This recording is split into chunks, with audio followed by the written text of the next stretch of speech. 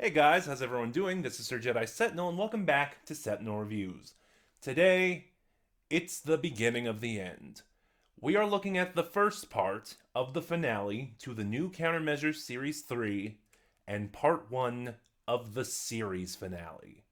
Today, we are looking at the Movellan Maneuver, released in April of 2019, written by John Dorney, directed by Ken Bentley.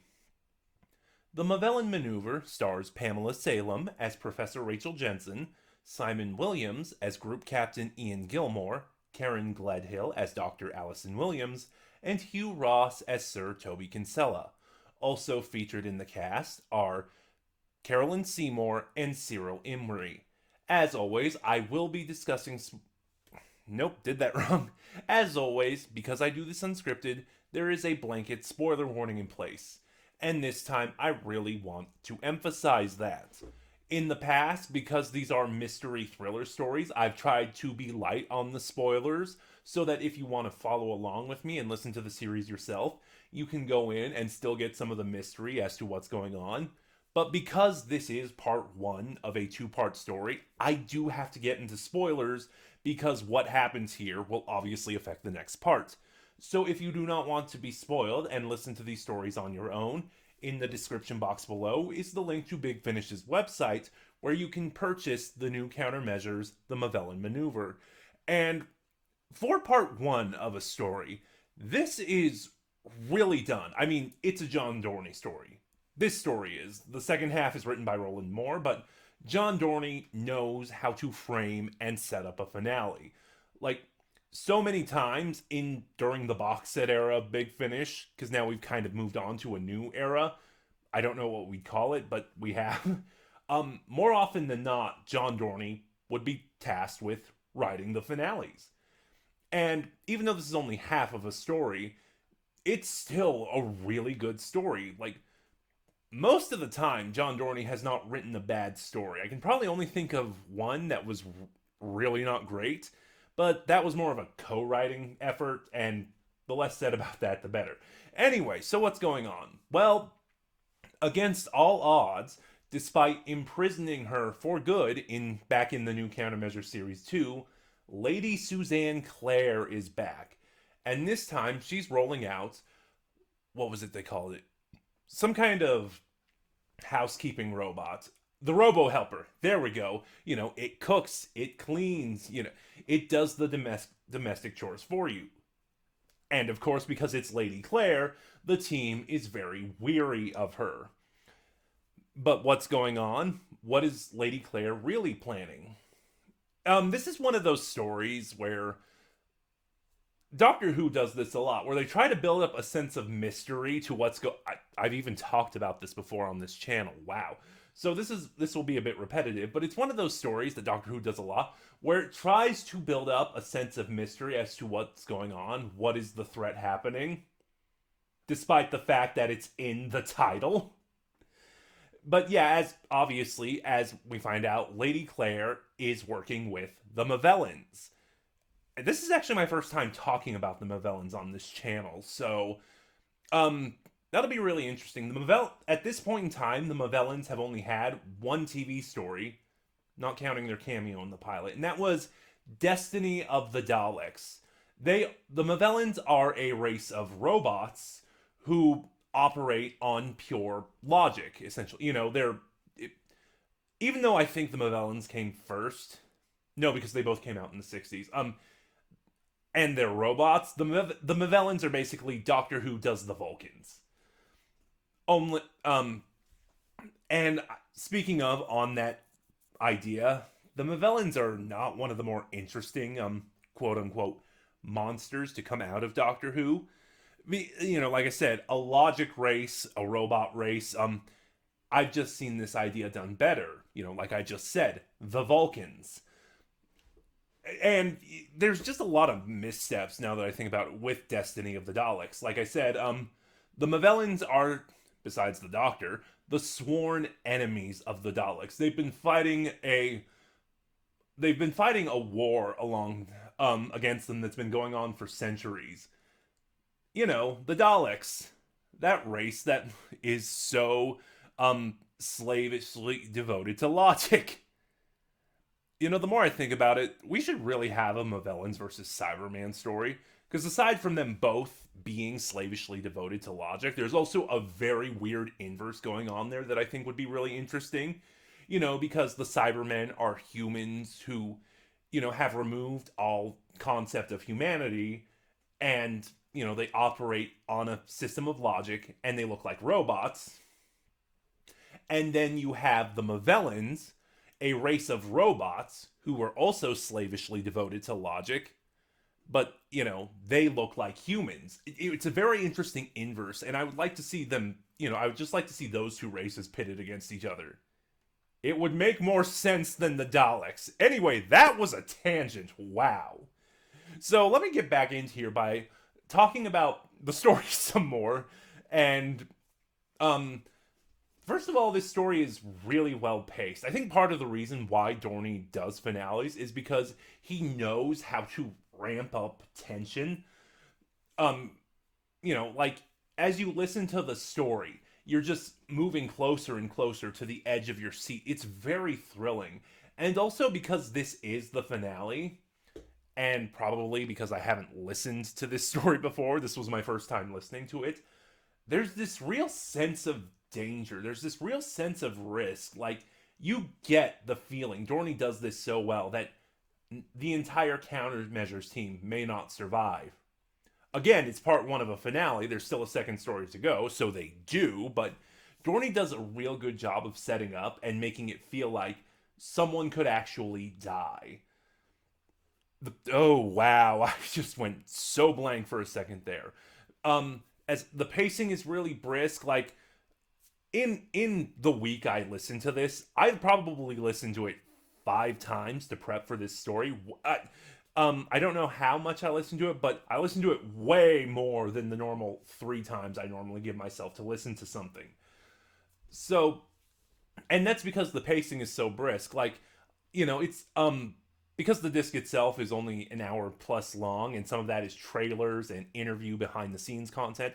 The story itself is probably only about 54 minutes or so, and you don't feel that at all. Like, you're kind of amazed at how fast it passes by. The performances are all also great. Ooh, that actually reminds me too, because one of my complaints throughout the Countermeasure series, or not complaints because it's a good series, one of my critiques has been the division of labor amongst the team, how someone is always kind of left in the dust while everyone else has things to do. Not so much the case here. For a large bulk of this story, until the climax at the very end, the team is entirely together. No one, there's no real division of labor, like I said, until the end. And having them grouped together like that is a real benefit to this story and the division of labor, because you feel like everyone has something to do. The performances are all really good here. Once again, just before getting into our leads, Carolyn Seymour as Lady Suzanne Clare just steals the show with everything she does. Like, in the behind the scenes segment for this story, she just talked about how much Carolyn Seymour talked about how much she loves playing villains, and in her performance, it really shows. Like, she does not miss an opportunity to ham it up. And despite her being so over the top and melodramatic, she still comes off as very intimidating. And, despite my feelings of malaise towards the Movellans, Cyril Imrie as their leader, Commander Velen, is also really good. When we first meet him, he is disguised as Lady Claire's receptionist, a man named Maurice. And, he kind of plays it sort of timid and really energetic. And what was the phrase they used? I think they said it was a personality matrix. So basically, he downloaded a personality into himself. But once we get the reveal about halfway through the story, and he turns back into a Movellan named Commander Valen, like that, the heel turn he does in his performance is amazing. And his performance as the lead Movellan is also really good. He has a lot of scenes with Rachel.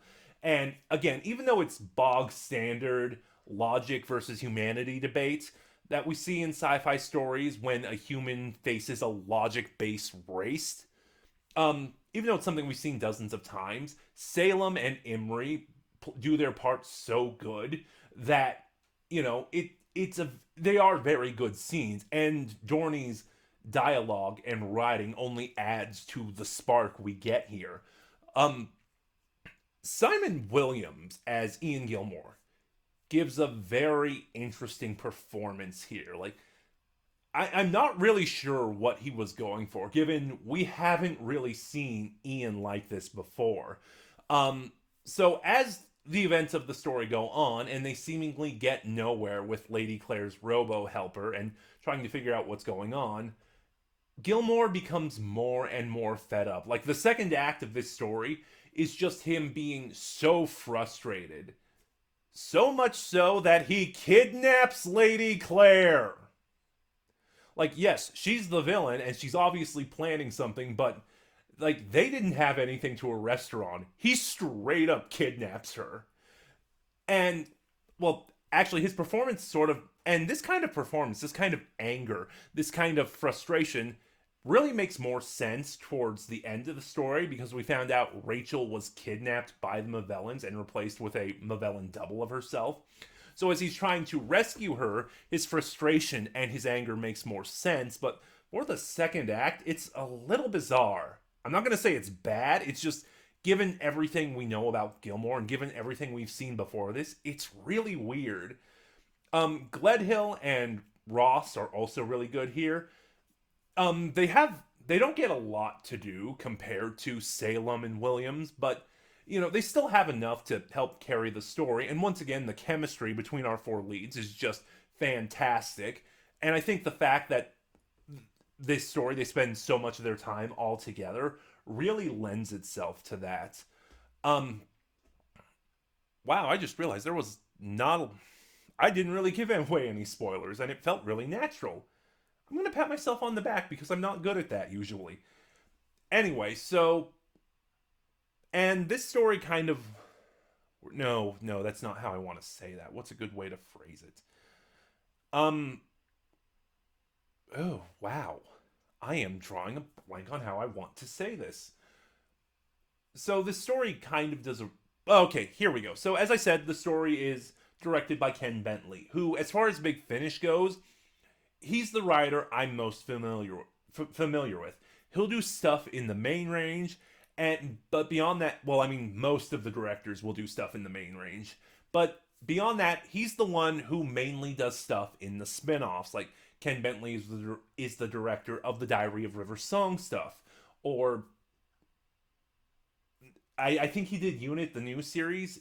He does a lot. Like, I'd say every director does something in the main range every so often, and then they all kind of do their own ranges. Like, Lisa Bowerman does the early adventures and, what was the other one? The Companion Chronicles and Short Trips. Nicholas Briggs, along with the main range, he will do the Third Doctor adventures. Like I said, beyond that, Scott Hancock, I believe it's Scott Hancock, I could be wrong on that, does the War Master, and like I just said, Ken Bentley kind of does all the other spin-offs. Now, like I said, I'm mostly familiar with Ken Bentley's direction because most of the stuff I do is kind of spin-off material. That being said, Bentley does have one weakness, and you do kind of see it rear its head. Whenever there's like a big action set piece or a big battle scene or something, because he does unit and countermeasures here, Bentley is not the best at directing them.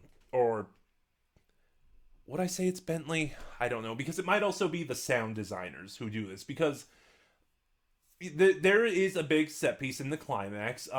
Gilmore manages to get a squad of troops and attack the factory where the Movellans are based.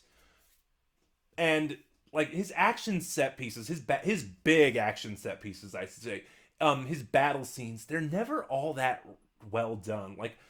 Like I've said this before, and there's really no other way to explain it. They are just noise, and you can't really distinguish what's going on. And that's kind of my confliction there. I don't know if it's Bentley's direction, or I don't know if it's the sound design. But, despite that, the Movellan Maneuver is a really good start to this finale. Like, there is great tension. The writing is really well done. The performances are amazing. And that's really where I have to kind of stop there because we have one more story to go. The second half of the Countermeasures finale. So join me next week when the team will face an old foe. An old foe they've met before. A foe they're all too familiar with. Next week, we're looking at the Dalek Gambit. Have you heard the Movellan Maneuver? Start a conversation in the comment below. Remember to like, comment, subscribe. Click the bell next to subscribe to get notifications when I upload. Share the video around as it helps my channel grow. Whoops, I hit the mouse. This is Sir Jedi Sentinel, and I'll see you guys next time.